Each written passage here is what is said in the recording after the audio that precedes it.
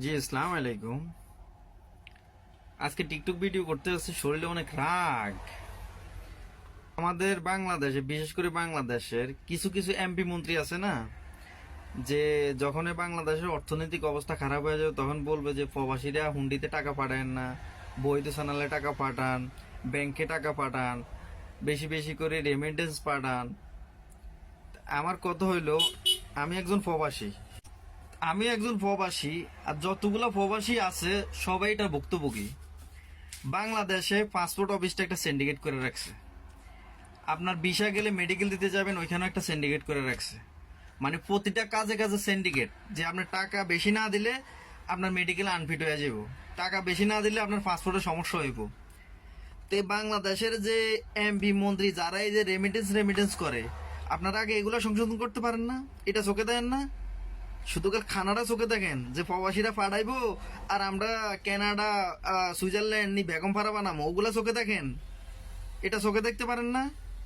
আমার এক ভাই সৌদি যাইব, ভিসা চলে আইছে, মেডিকেল দিছে, মেডিকেল নাকি বুকে হালকা ঠান্ডা পাইছে। ভাই হালকা ঠান্ডা পাইলে 15 দিন 10 দিনের ওষুধ দেয়, 1 সপ্তাহের ওষুধ দেয়, দিলে এরপর আবার মেডিকেল করলে ফিট হয়ে যায় না, ডাইরেক্ট আনফিট করে দিছে। আনফিট করে দিয়ে বলতেছে যে আপনি কন্টাকে আসেন, 27,000 30,000 টাকা কন্টাকে আসেন, আপনারা ফিট করে দেবো। কই আপনারা এগুলা দেখেন না এখন? একটা প্রবাসী রে, যে জায়গায় জায়গায় একটা প্রবাসী যখন প্রবাসে যায়, জায়গায় জায়গায় কুকুরের বাচ্চারা ধরে ধরে যে একটা প্রবাসীর গলা কাটে, বুকুর উপর পাড়া দিয়ে টাকা নেয়, তখন চোখে দেখেন না? আর একটা প্রবাসী যখন প্রবাসে আসে তখন রেমিটেন্সের বেলা চোখে দেখেন না? যে প্রবাসী বাইরে আর বেশি বেশি রেমিটেন্স পাঠাও, বেশি বেশি টাকা পাঠাও, বৈধ চ্যানেলে টাকা পাঠাও, হুন্ডিতে পাঠাও না। আমি আমার টাকা খরচ করে আইছি, আমি হুন্ডিতে পাঠাই বা আমি আমার টাকা খরচ করে বিদেশে আসছি, আমি কি টাকা হুন্ডিতে পাঠাবো না ব্যাংকে পাঠাবো না কোথায় পাঠাবো, সেটা একান্ত আমার ব্যক্তিগত ব্যাপার, কারোর বলার অধিকার নাই। যদিও আমার বিদেশের বয়স 12-13 বছর হয়ে যেতেছে, আমি আজ পর্যন্ত হুন্ডি ব্যবহার করি নাই, সব টাকায় ব্যাংকে পাঠাইছি। কিন্তু মনের কষ্টে কথাগুলো বলতেছি। আমরা যারা প্রবাসী আছি, আমরা আমাদের দোষ নাই, আমরা কিন্তু খারাপ না। আমাদেরকে খারাপ বানাইছে একমাত্র এই যে বাংলাদেশে যারা মানে যাদেরকে দায়িত্ব দেওয়া হয়েছে, এবং কি প্রবাস কল্যাণ মন্ত্রী, এরা দায়িত্ব পালন করতে পারতেছে না। একটা প্রবাসীর কি দরকার, একটা প্রবাসী কোন জায়গা ভুক্তভোগী, একটা প্রবাসী কোন জায়গা হয়রানি হইতেছে, এরা এটা দেখে না। এরা শুধু দেখে যে প্রবাসীরা পাঠাইবো আর আমরা এখান থেকে নি বেগম ফারা বানামো, বা আমাদের ছেলে মেয়েরে নি বাইরে পড়ালেখা করামো। ওদের তো সমস্যা নাই, ওরা এসির রুমে বসে থাকে, প্রবাসীরা দেয় আর ওইটা খায়, ডলার পায় না। কিন্তু একটা প্রবাসে আসতে হইলে পাসপোর্ট অফিস হইতে, ম্যান পাওয়ার হইতে, পুলিশ ক্লিয়ারেন্স হইতে, মেডিকেল হইতে, সব জায়গায় ভুক্তভোগী।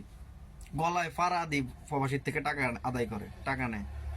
জানেন, শুধু আমি না, যতগুলো প্রবাসী আছে সবগুলোর মনের একই কথা। এটা তো চোখে থাকে না। আমাদের প্রবাস কল্যাণ মন্ত্রী কি এটা চোখে থাকে?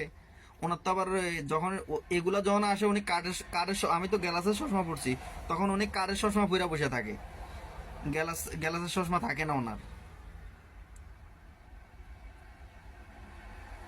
আল্লাহ যদি এদেরকে হেদায়েত করে আর কি, এদেরকে তো আল্লাহ হেদায়েত করার কোনো সিস্টেম নাই, তারপরে আল্লাহ যদি এদেরকে হেদায়েত করে, কেননা এরা মানে মানুষের হক খাইতে খাইতে এদের এমন অবস্থা হয়েছে, তাদের পেটের দিকে দেখেন, ফারানা ফ্যাট এদের ফাইডা যায়, পেটের ভিতরে এত ময়লা আবর্জনা হয়ে যায় এদের। আবার বাংলাদেশে যে যেমন মেডিকেল সেন্টার, পাসপোর্ট অফিস, এরপরে পুলিশ ক্লিয়ারেন্স, ম্যান পাওয়ার, এখানেও বাংলাদেশে কিছু কিছু কুকুরের বাচ্চা বসে থাকে না, শুধুকার মানে টোপের আশায় বসে থাকে যে একটা প্রবাসী আসবে, ওরে ইচ্ছা মতো একবারে জ্বালাই করে দেবো। এগুলারে কিছু দৈরা দৈরা একবার ক্রস ফায়ার করে দেন বাংলাদেশে, বা কিছু কিছু দৈরা একবার ঝুলাই দেন, বা একবার যাবার জীবন 14 শিখের ভিতরে ঢুকাই দেন, তাইলে মনে করেন বাকিগুলা ঠিক হয়ে যেত। এখন এদেরকে তো কেউ কিছু বলে না, ধরে না, যদি ধরতো তাহলে ঠিক হয়ে যেত। মনের কষ্টে কথাগুলো বলতেছি। একটা মানুষ যখন প্রবাসে আসে, তার উপরে আল্লাহ ছাড়া কেউই থাকে না। কত কষ্ট, এটার কাছে যাওয়া লাগে, ওটার কাছে যাওয়া লাগে, এটার হাতে ধরা লাগে, ওটার পায়ে ধরা লাগে, একমাত্র টাকার জন্য।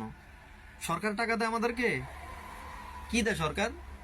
সরকার প্রবাস কল্যাণ ব্যাংক খুলছে, ওইখানে নাকি বিনা শর্তে ঋণ দেওয়া হবে।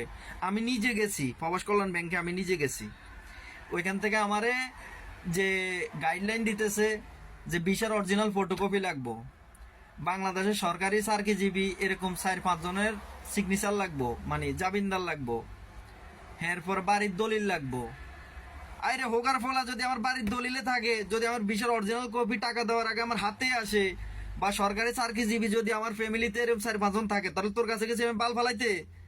তাহলে তো আমার সংস্থার অভাব নাই, ব্র্যাক আছে, কত সংস্থা আছে লোন দেওয়ার জন্য, জমির দলিল দিলে বা এরকম এরকম সাক্ষী দিলে বা বিল্ডিং ঘর দেখাইলে কত সংস্থা আছে টাকা দেওয়ার জন্য। তাহলে তোদের কাছে বাল ফালাইতে যাবো?